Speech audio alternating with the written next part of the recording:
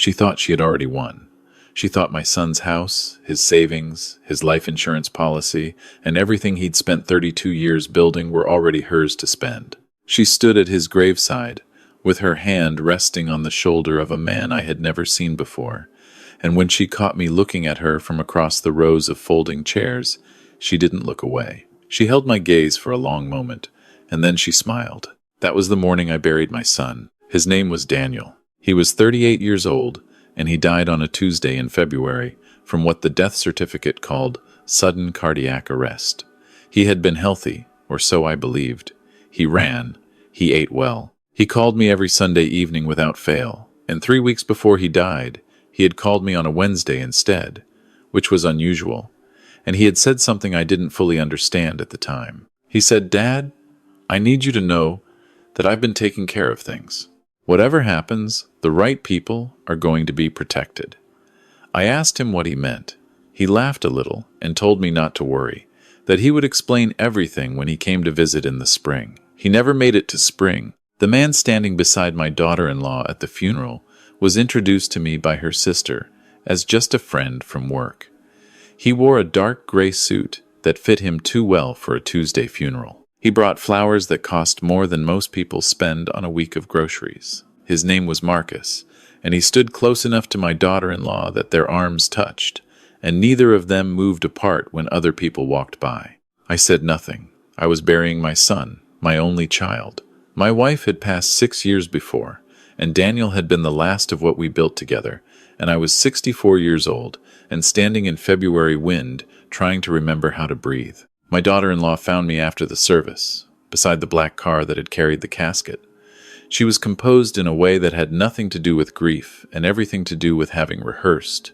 She told me the reception was at the house, that I was welcome to come, and then she said, in the same even voice she might use to read a grocery list, that after today, she would need some time alone with her son, and that she hoped I would understand if things became a little distance for a while. I told her I understood. I told her I loved my grandson.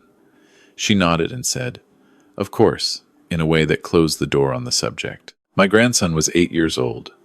His name was Noah. He had Daniel's laugh, that sudden barking laugh that surprised you every time. And he had a habit of collecting interesting rocks and presenting them to people as gifts. And when I arrived at that reception, and he came running at me across the kitchen floor in his small dress shoes and wrapped both arms around my waist, I held him for longer than I probably should have. He smelled like his father's house. He smelled like Sunday dinners and wood polish, and the particular warmth of a home where someone still lived and cooked and cared. That was the last time I held him for a long while. 3 days after the funeral, my daughter-in-law called me. She did not begin with hello. She said, "I've spoken with my attorney, and I want you to know where things stand." She told me that Daniel's estate was straightforward, that everything had been left to her, and that she was planning to sell the house by summer. She told me that the guitar collection Daniel had inherited from my father-in-law, a collection of 17 instruments that my son had spent years maintaining and documenting, would be sold along with everything else. She told me that she did not believe ongoing contact with my side of the family was in Noah's best interest, given that the transition was going to be difficult enough without additional complications. I asked her what she meant by complications. She said, "You ask a lot of questions for someone who has no legal standing here." I sat in my kitchen for a long time after that call ended. The afternoon light moved across the floor the way it does in winter, slow and pale and without warmth. I thought about Daniel saying the right people are going to be protected. I thought about the way he had laughed when he said it. That small, private laugh that meant he knew something I didn't yet. I called his attorney. Not my daughter-in-law's attorney. Daniel's. His name was Raymond, and he had been Daniel's personal attorney for 11 years. Since before the marriage, since before Noah. He was careful on the phone in a way that told me he had been waiting for my call. He said he could not discuss the specifics of the estate over the phone, but that there was going to be a formal reading of the will in 2 weeks, and that I had been named, and that I should be there. I asked him if my daughter-in-law knew I had been named. He paused for a moment and said, "She has been informed that you are included." The 2 weeks between that phone call and the reading were the longest of my life, since the days after my wife died. My daughter-in-law stopped responding to my texts about seeing Noah. When I drove past the house on a Saturday afternoon, both cars were in the driveway, including one I didn't recognize, a black SUV registered to nobody I knew. I did not stop. I drove past slowly, and I noticed that the curtains in Daniel's study, which had always been open in daylight, were closed. I started paying attention differently after that. I had spent 37 years as a structural engineer. My entire professional life had been built on reading what people couldn't see, the stress inside a beam, the load distribution across a floor that looked fine from the outside. I knew how to look at a thing calmly and ask where it would fail. I started asking that question about everything I could remember from the last year of Daniel's life. He had called me 6 months before he died and mentioned, without much context, that he had changed his filing system. I hadn't thought anything of it at the time. He was organized. He was always reorganizing. But now I remembered that when he said it, he sounded tired in a specific way. Not physically tired, but the tired of someone who has been carrying something alone for too long. He had also, in the last year, sold 2 of the guitars from his collection. Not the most valuable ones, the middle ones. I had asked him about it once, and he said he needed to liquidate some assets for a project. I did not ask what project. I went back through my phone and found every text he had sent me in the last 18 months. I sat at my kitchen table with a legal pad and wrote down every anomaly, every phrase that felt like it carried more weight than I had given it at the time. By the time I was done, I had 3 pages of notes and a feeling in my chest that was part grief and part something colder. The morning of the will reading, I arrived at Raymond's office 20 minutes early. My daughter-in-law arrived 7 minutes after me, and she walked in with Marcus, not with her sister, not with a friend, with Marcus. She introduced him to the paralegal as her partner, and she said the word partner, the way people say a word they have been practicing, evenly, without apology, as a statement of fact. I looked at her. I looked at Marcus.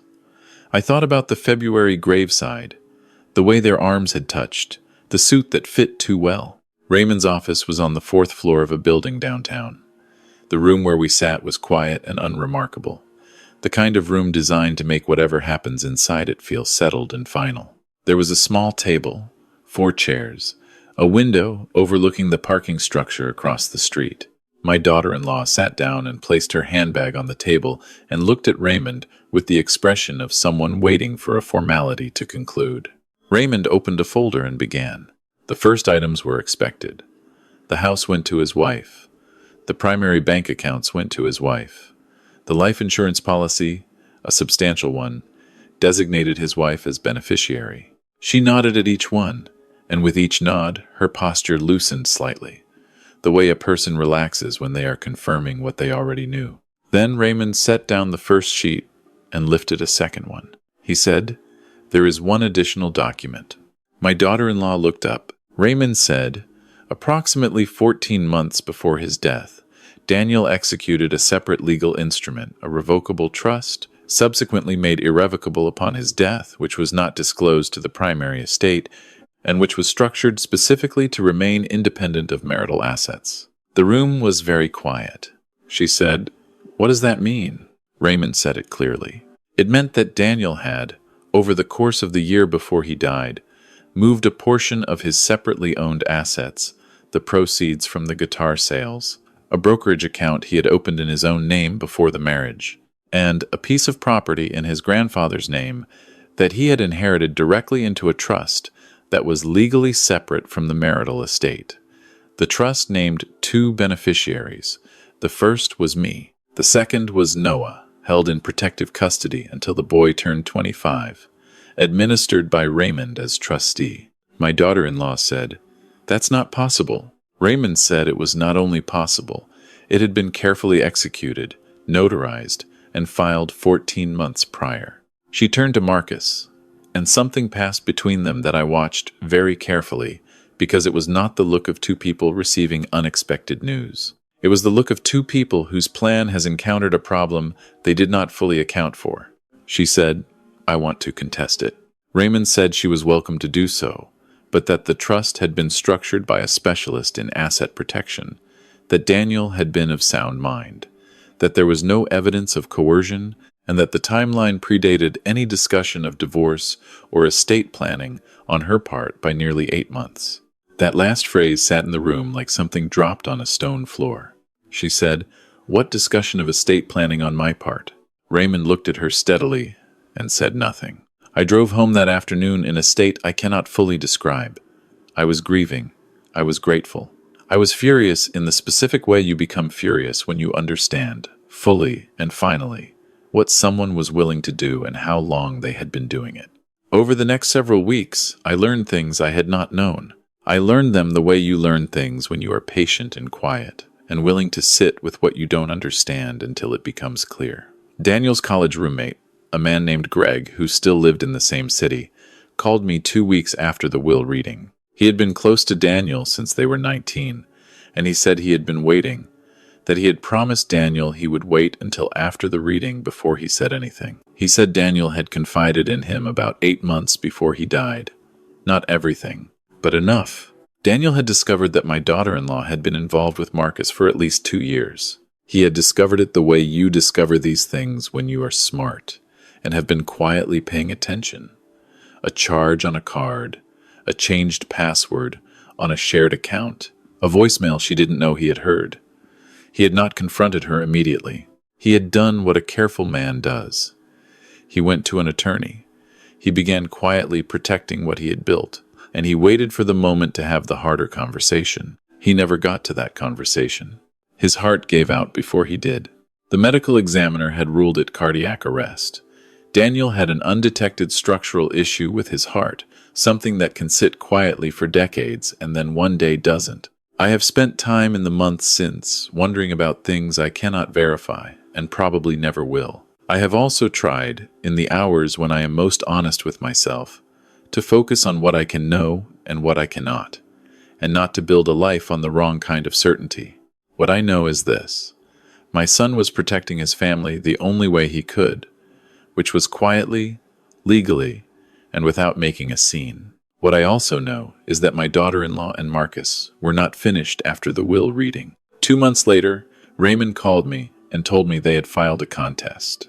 They brought in their own attorney, a man who specialized in trust litigation, and the basis of their challenge was that Daniel had acted under undue influence, specifically my influence, and that the trust had been established in bad faith. They submitted a letter, supposedly written by Daniel and signed, in which he expressed doubts about the trust and indicated he had been pressured by his father. I read that letter. Daniel did not write it. I know my son's voice the way I know my own hands. I have every text he ever sent me, every email, 3 decades of birthday cards written in his particular handwriting with his particular phrasings. That letter used words Daniel did not use.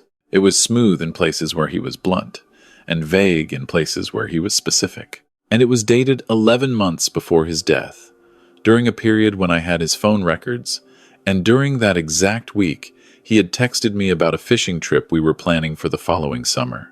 A man writing a formal legal letter expressing serious doubts about a major financial decision does not in the same week exchange 14 texts about which lake has better bass fishing. I brought everything to Raymond. He brought it to a forensic document examiner. The examiner needed 3 days. The signature was Daniel's, extracted from another document, and transferred. The letter itself had been composed by someone else. The paper it was printed on had been manufactured after the date it was supposedly written. I want to be clear about what I felt when I received that report. I was not triumphant. I was not relieved. I was standing in my garage, which is where I go when I need to be somewhere without walls closing in. And I held that report, and I felt something break loose inside me that had been held very tight for a long time. Not grief, exactly. Something older and heavier. The understanding that someone had looked at my son's death, at the fact of him being gone, and had seen in that absence an opportunity. The attorneys referred the matter to the district attorney's office. My daughter-in-law was arrested on a Wednesday morning. Marcus was arrested the same afternoon. The charges included document fraud, forgery, and conspiracy to commit estate fraud. I learned later that investigators had found, on Marcus's personal laptop, draft versions of the forged letter, along with a separate document that appeared to be a modified version of an earlier version of the trust, altered in ways that would have shifted all distributions in her favor. They had been planning it for a while. That was what the investigators believed, and what the evidence suggested. The contest had not been a reaction to the will reading. It had been prepared in advance. I did not go to the courthouse when they were arraigned. I stayed home. I sat on the back porch and drank coffee and watched two squirrels argue over something in the oak tree at the edge of the yard, and I thought about Daniel, about the last time I saw him in person, which had been Thanksgiving, 4 months before he died. He had walked me out to my car after dinner, and we had stood in the driveway in the November cold, and he had told me he was proud of me for retiring when I did, for not working past the time when work was still good for me. That was the kind of thing Daniel said. Not maudlin, not sentimental, just precise and true, and said in a way that told you he had thought about it. I thought about how he had stood in that driveway, and how neither of us had known that would be the last time. Noah was not present at any of this. He was 9 years old by then, and he was staying with my daughter-in-law's parents in the weeks after the arrest, which I thought was probably the right place for him while things settled. I had not seen him since the day of the reception. That was the hardest part, and I want to say that plainly and without softening it, because it is the part that has cost me the most sleep. He is not Daniel's biological son. I learned this from Raymond, who had learned it from documents Daniel's own investigators had uncovered in the months before his death. Daniel had known, or had suspected, and had been in the process of verifying. He had included Noah in the trust anyway. He had done that deliberately. And I believe he had done it because whatever the biology said, Noah was the boy who had grown up in his house, and called him Dad, and brought him rocks as gifts, and Daniel was the kind of man who did not abandon that just because a document told him to. I have thought about this more than I have thought about almost anything in the past year. I have thought about the 8-year-old boy who lost his father, and then, in the weeks and months that followed, lost the rest of the world he knew, while the adults around him were occupied with documents and attorneys and fraud investigations. I have thought about what he understands and what he doesn't, and I have thought about what my son would have wanted. I made a decision. I did not fight for custody. I am 64 years old, and I am alone, and the courts would have put Noah in foster care, or with my daughter-in-law's parents before they put him with me, and I am honest enough to recognize that a 9-year-old boy in that situation needs stability more than he needs a grandfather who is still working through his own grief.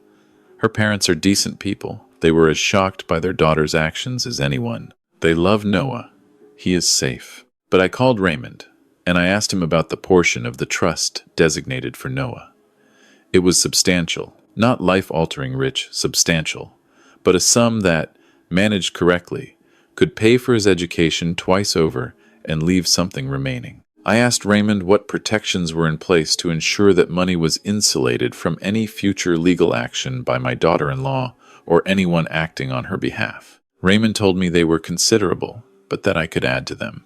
I did, and then I asked Raymond to reach out, through appropriate channels and entirely at his discretion, to her parents, to let them know that if Noah ever wanted to visit, ever wanted to know his grandfather, my door was open. I did not ask for anything. I did not create a legal obligation. I left a door open, and I walked away from it, and I let it be whatever it was going to be. I have been asked, by people who know the story, whether I regret not fighting harder for Noah. I have been asked this by my neighbor, by Greg, by a woman I was seated next to at a dinner last fall who had read something about the case. Each time I tell them what I believe, that love is not always loud, that the most important things Daniel ever did for the people he cared about, he did quietly and in advance, without fanfare, in ways they didn't fully understand until later. I am trying to be that kind of man. I retired properly last summer. Not the kind of retirement I'd planned when Daniel was still alive, the kind with fishing trips and grandchildren's school plays. The quieter kind. I have a small workshop in the back of the house where I do things with my hands, and I have the kind of mornings that belong entirely to me. And I have learned, slowly, that these things have their own value. My daughter-in-law pled guilty in October. She received a suspended sentence and 3 years of supervised probation. Marcus received 18 months. The forged letter was entered into the court record and then became irrelevant.